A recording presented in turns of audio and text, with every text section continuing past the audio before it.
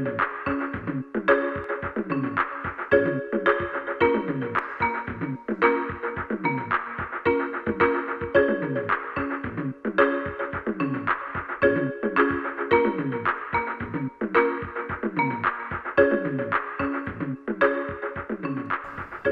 back to Neighboring, a podcast where we ask questions. What does it mean to be a good neighbor? Today we are joined by Tim Hallman. Tim has been a longtime friend of mine since we started NeighborLink over a decade ago. He and I have connected. He was a pastor at a church for a very long time. We're going to talk about that. And today he works for the local YMCA of Greater Fort Wayne and Christian Emphasis Director, and he'll talk a little bit about that. But Tim and I always have really great conversations about neighborhoods, neighborhood development. What does it mean to be a good neighbor, really in that, more so than do we have any great strategy of how to figure that out. It's ultimately, how do we navigate this? How do we have conversations with people?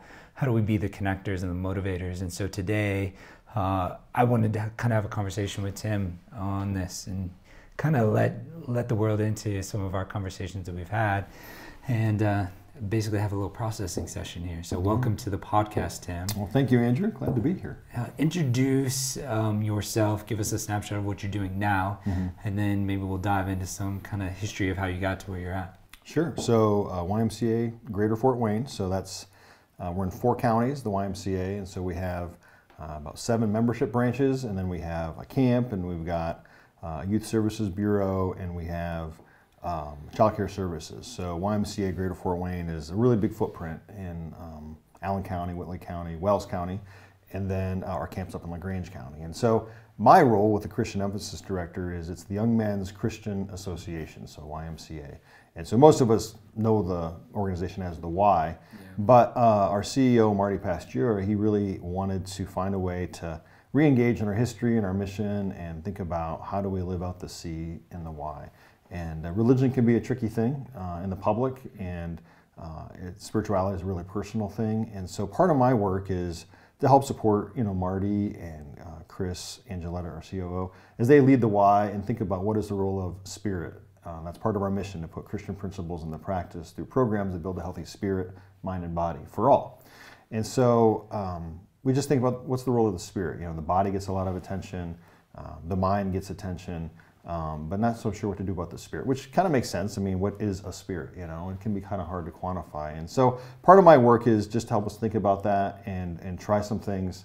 And I get to bring my work as a pastor into that and help support program development, staff development, just care for people in the community through the role in the Y. And it's been a very interesting job. It's a new job. So 3 years in April. 3 years in April. Yeah. It goes by quick. It sure does. So it doesn't seem right. Walk through some of the practical sides of your job. We work a lot together.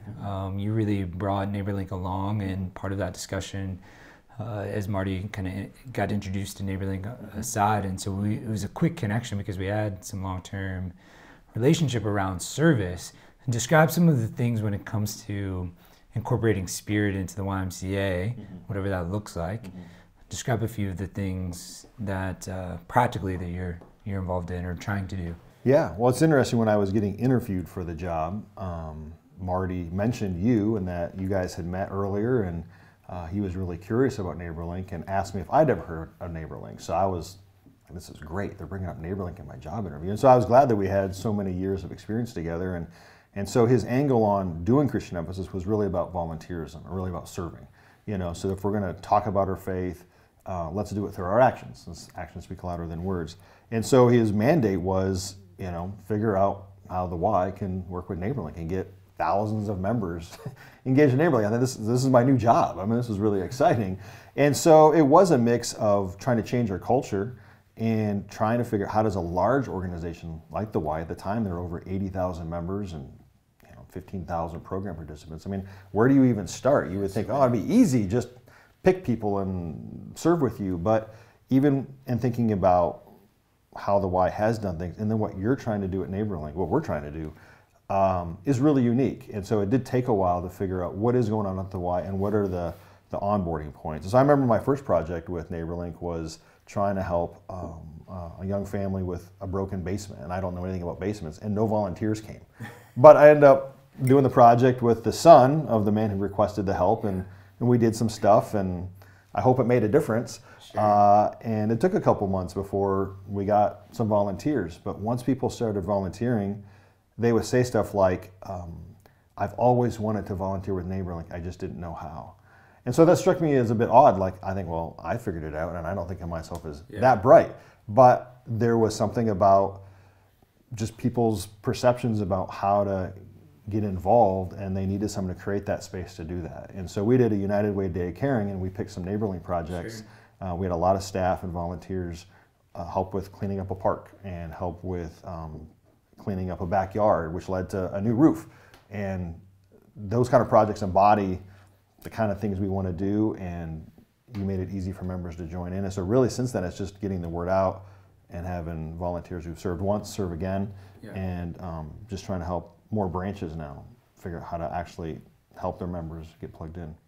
This is one of the areas where we typically detour in some of our conversations. You made a comment just a second ago about the idea of like interacting with individuals, and them, once you get to know them and they show up and they got involved, they're like, I always wanted to do that, but I didn't know how to go, and so I just didn't.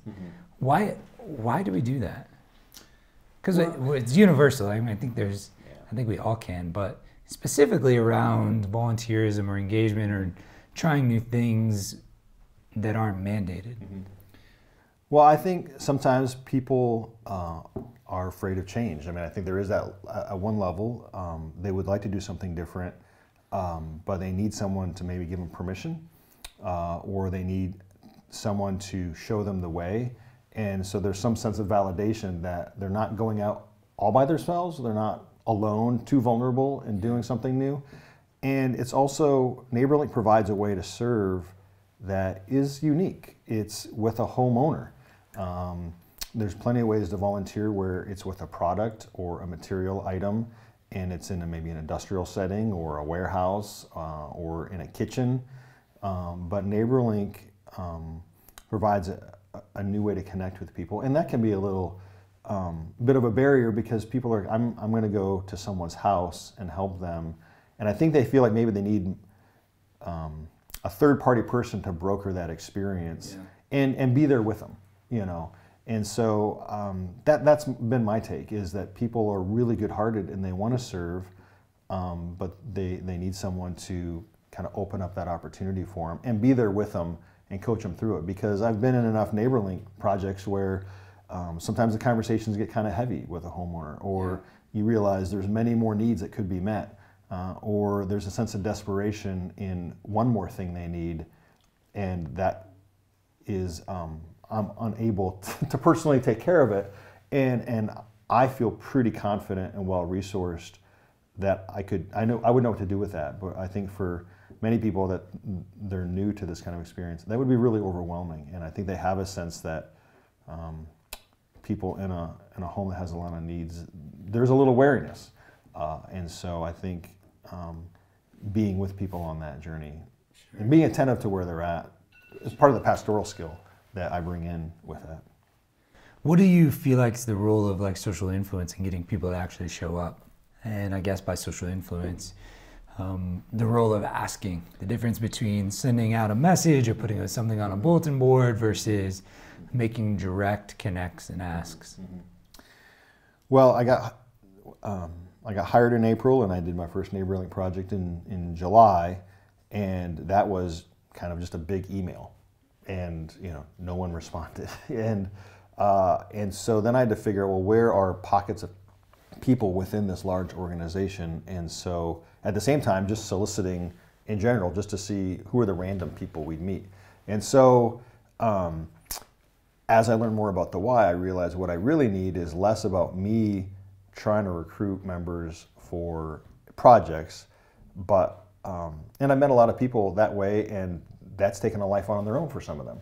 But I really want to see how I could connect with small communities in the branches, because the branches want to form more smaller communities.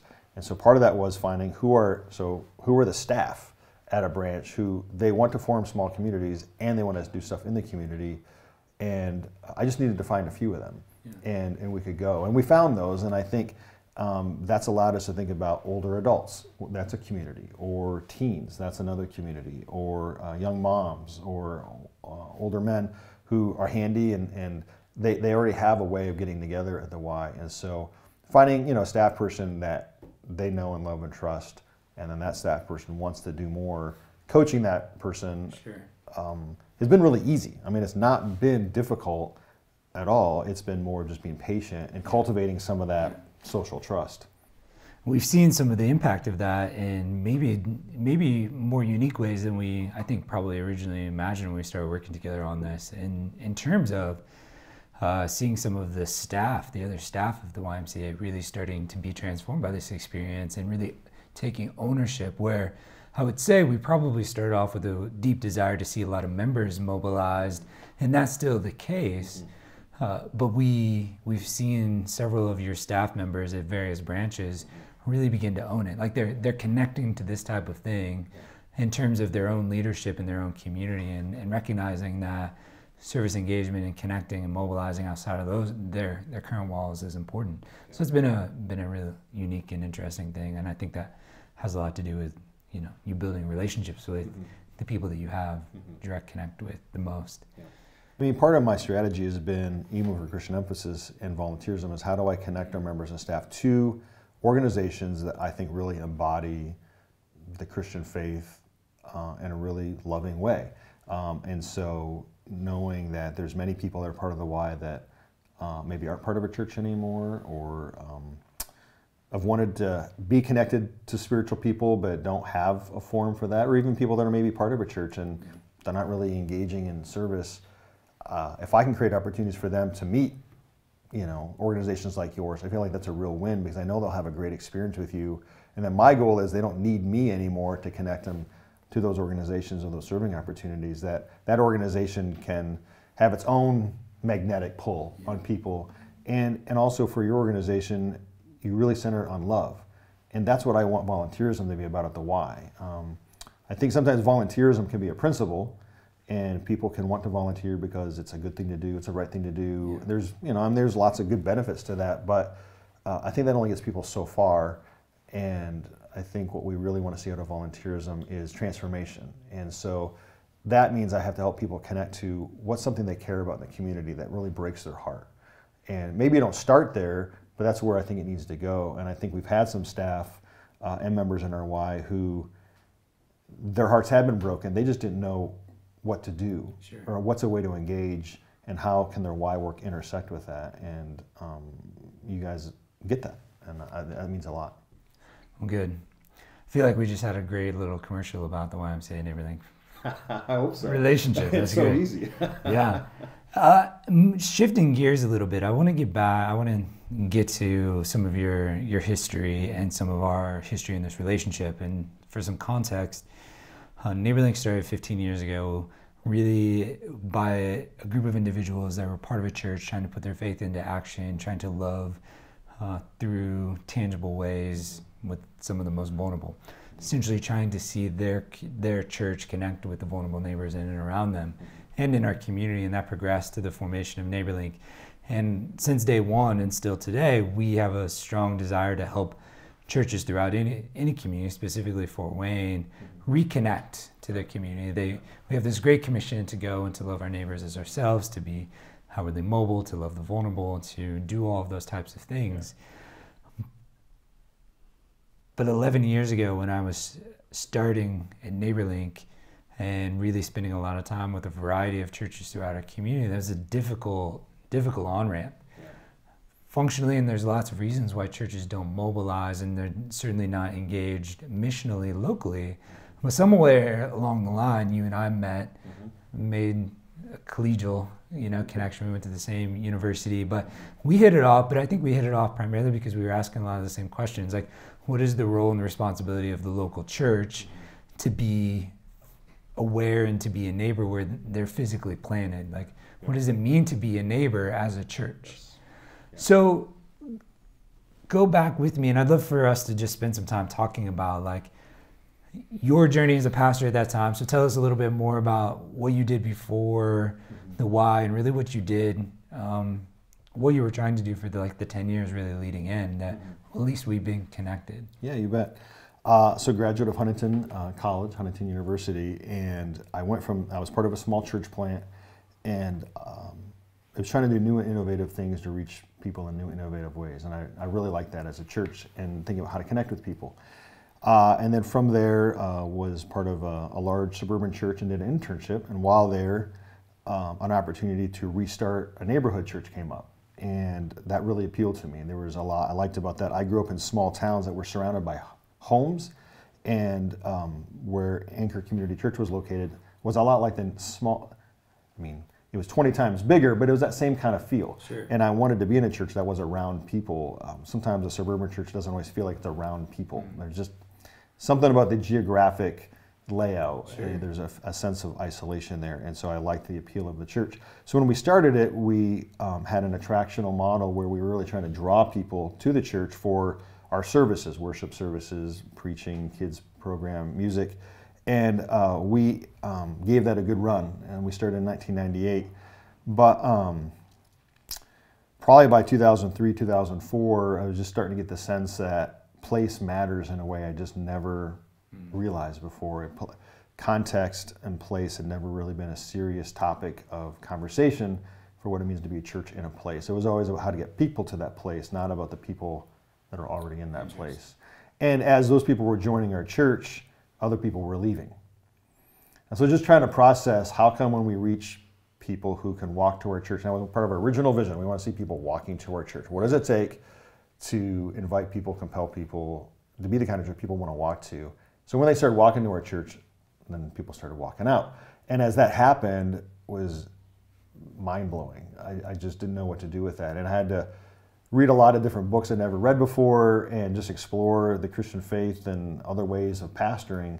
And it led me to, rethinking the great commandment. What does it mean to love the Lord your God and to love your neighborhood? And what does it mean for a church to love a neighborhood? And what does it even mean to love a neighborhood? Those are just really new ideas. I really like the idea of loving your neighbor, but even my own context was, it got reduced to love others. And while technically loving your neighbor is loving others, and loving others is still true, it's still not the same as what does it mean to love your neighbor? And I did not live next to the church, so I lived in the suburbs and I ministered in that neighborhood. And so for me, what that meant is, all right, so this is the way it is. So how do I love the people that live around the church? And how do I help the people that are part of my church love the people around our church? Ultimately, how do I help the people that live in our neighborhood, who go to our church, help them love their own neighborhood? And then if you're part of Anchor, wherever you live, what does it mean to love that neighborhood? So where I lived, I made a point to get to know my neighbors, and I'm helping shovel driveways and mow the yard and talk to them and spend time walking and trying to be a part of that neighborhood. So I'm trying to have integrity there, but most of my energy was really trying to help the church be a good neighbor. So when we met, it was really an answer to prayer. It was a divine appointment that we connected, and because we've been looking for what are ways to serve our neighborhood, and we didn't know how to find that out, other than people in our own church needing help, but then we couldn't always help them with the needs they had. Some of them were pretty complex. And so your organization really allowed us to serve people in our church that were from the neighborhood. Serve anyone in our church, but to really been able to serve them in ways that were so helpful and tangible and practical. And then a way to connect with their own neighbors. So then we could tell the people in church, if you meet any of your neighbors and need anything done in their home, we can find a way to help them. They're just really empowering. And I think it really helped our members rethink about how to care for the people that they meet. Sometimes you avert your eyes to people in need because you're afraid of what it'll mean for you and how it might complicate your life.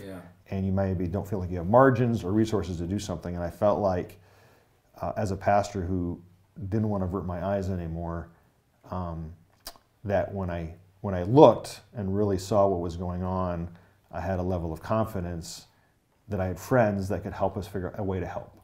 Couldn't always necessarily help completely with what the need was, but we could begin to help. But it was really about love. It wasn't just about a solution, and that was really empowering as well. Yeah, so much in seeing that is like we often, or at least in conversations with other church leaders and talking about getting to know your neighbors in a way is like, if you can do anything, you can at least show up and get to know their name, hear them out, like, and validate their need. You don't necessarily have to meet the need per se, but at least connecting to them is a step in the right direction if you're truly concerned. To go back, I'm curious, what were, and you can be general if you want, what were some of the reasons as the church started reflecting the neighborhood? You mentioned that some of the folks that weren't part of the neighborhood and began to go elsewhere. What are some of the general, and we hear that a lot from a variety of churches, what are some of the general reasons or some of the reasons you experienced of people of leaving? Like, why leave? Sure.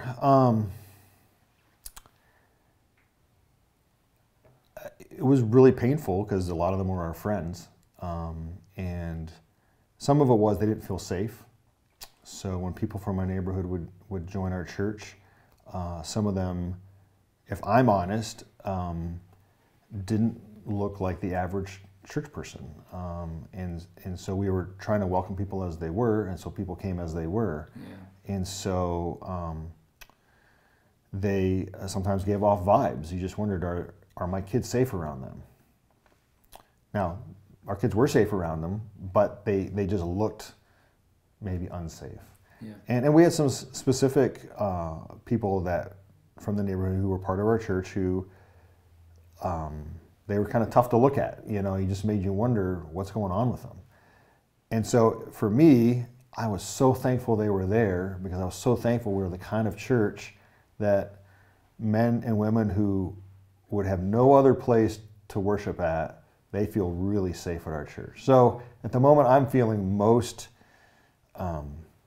thankful that the least of these are welcome to be ushers in our church, to be greeters at our church. At the same time, for others, was too big of a bridge to cross, and it was too far out of the comfort zone.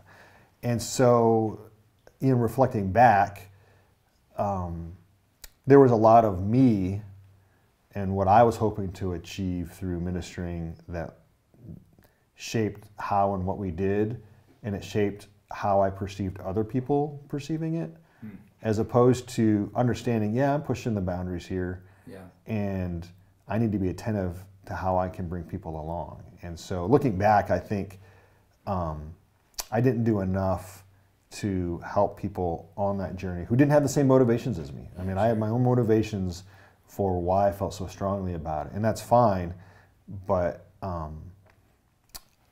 I could have led the rest of the church. I mean, looking back, I mean, at the time, I was making this up as we go along. But I think that is something that churches face.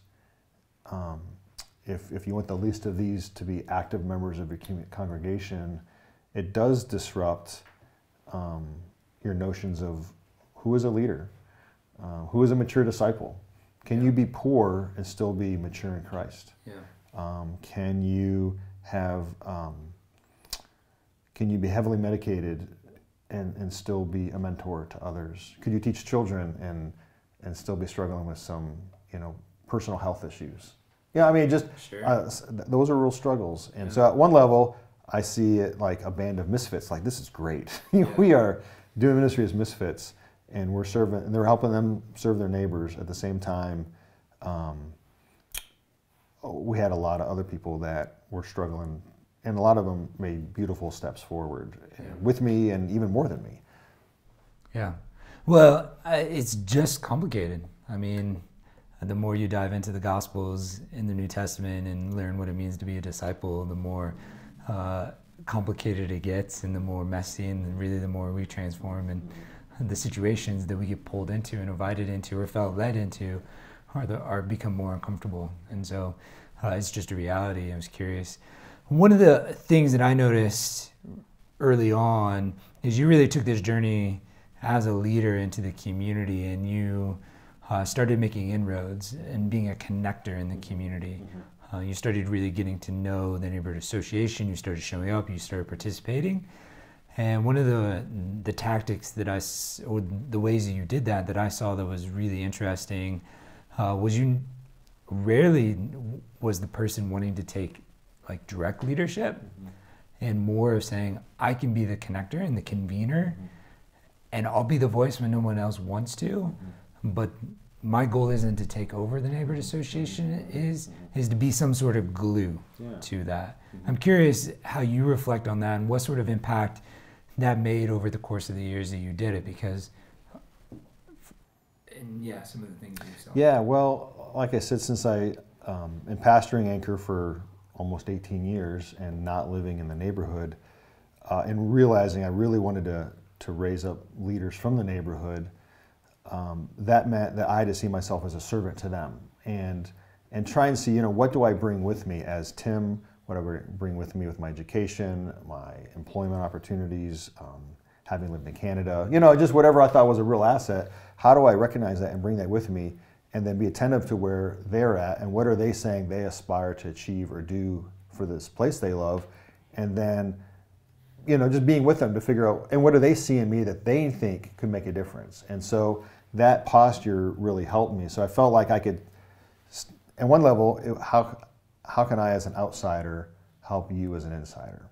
And then I would have them tell me what they thought they needed, and then I could decide whether I could do that or not, whether I felt like I had the time to do that, energy to do that, or ability to do that. And that really worked.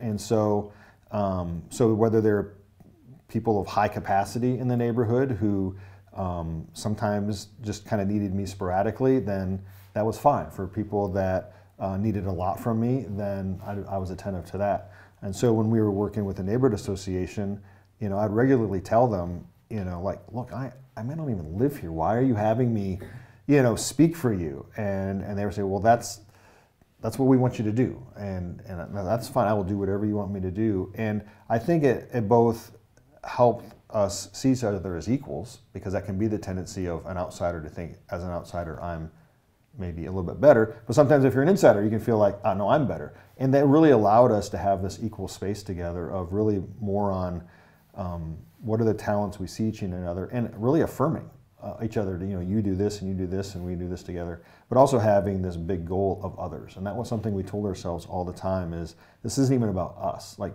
yes, some of us will benefit from this change, but if we were only doing it for us, the work that went into this work, it wouldn't be enough just to do it for us. When we're trying to get new sewers or a new park or sidewalks or streets or police presence or whatever else we were trying to work for, we always kept on sharing stories with each other of the neighbors we would meet who would tell us, of a problem or a crisis that neighbor didn't know what to do about, but we did. And so that's what we kept motivating us to serve together, is how do we help more of these neighbors, and how do we make it about the neighborhood? And that was really new for me. I mean, I just had never thought about sharing leadership or power like that, and it's changed how I lead now. Yeah, you really just kind of kept showing up and kept serving. That's a good summary of that. I think it's important to really note about this particular neighborhood. In Fort Wayne, it's not the most wealthiest. It has little to no historic, housing, traditional historic neighborhoods that have grand homes or anything like that. It has been, it's always been probably more of a working class kind of neighborhood, smaller homes. But it had one of the greatest collaborations, more so than a lot of other neighborhoods. Not only did it seem like the neighborhood leaders, neighborhood associations somewhat kind of take ownership and be connected, you were part of a community of churches. Describe, and this doesn't happen that often. If you can go in other neighborhoods in Fort Wayne and there aren't a network of churches that are meeting regularly with the idea of sharing and saying that we're better together and truly having practical things that play that out. Curious if you would share about that, because some of the struggles of that community and why it developed, and maybe some of the wins. So in 2003, I'd been at the church for about five years, and I decided to go back to seminary for a variety of reasons. And so one of the classes I took was in urban missiology, being a missionary in an urban setting. And so one of the assignments was, do a driving tour of your neighborhood and just write down what you see. such a simple act, but it was really profound. The second was reach out to all the churches and see who's willing to work together. So I wrote a letter and sent that out to about 20 churches in the 46808 zip code, and I had a couple of them write back. and one of them at the Mennonite church said, I was just getting ready to write you. I just felt like the Holy Spirit was saying we should do something together. I never met him before. Now, the other churches, other pastors have been in that community for 5, 10, 15, 20 years. I'd been there for 5 years at that point, maybe 6 or 7 years, and no one had ever reached out to me as the new pastor, the new guy, to say, hey, welcome, and here's what we're doing. And there was stuff that some of those churches have been doing together. And I was just amazed by that. And I thought, well, I guess after this many years, I guess I'm a veteran here. I'm not going to do that to anyone else that's new coming in, that wants it. And so we each did a small VBS. And so we thought, well, if we did a VBS together? And everyone loved it. We had a church that loved the ideas. We had 5 churches right away that did a VBS together. We did that for a number of years. But we really wanted to use that as a platform. Well, what else can we do together? And there had been a Good Friday service, a community Good Friday service that had been going on for a long time. And so we were able to leverage that. Well, some churches already have a long history together. So how do I get in on that? And then what else can we do? And that led to a meeting with Judge Charlie Pratt and said, well, we have these churches that are meeting together. If we were meeting together and we have people that you work with in your family court that are in our neighborhood who go to our church, is there something we could do that would be helpful to you as a judge in serving these families? And so that led to then doing a series of meetings over Lent. We spent 5 Sundays over Lent meeting at 5 different churches, just learning about our neighborhood and what can we do together. And then Judge Charlie Pratt said, call the schools and see what they need. So we called the school and said, what do you need? And we thought they might need supplies, and they said, no, we need mentors. So some of us started, joined Big Brothers Big Sisters and started serving as a lunch buddy. And so it just led to that kind of, it wasn't how do we meet as churches to help our churches grow. It was how do we meet as churches to help love our neighbors. And it worked. I mean, the churches were hungry to do that. And so out of the 20 churches, at one point we had over half of them meeting in some way with us in a variety of events. There's about 5 or 6 churches that are still meeting regularly to do a neighborlink project together, and they do a Good Friday service together, a Labor Day Sunday service that you spoke at one time, and they still do some other stuff throughout the year. But it's that camaraderie about being in a place and recognizing they're part of a place, and there's too much work to do alone. And so that really resonated with me, and the pastors there, they were hungry for it too. But again, somebody needed to kind of make space for that. And there's plenty of pastors that were smarter than me, that they were better leaders than me. And over the years, we've had many pastors come and go. I mean, I was there for 18 years, so I saw a lot of pastors come and go.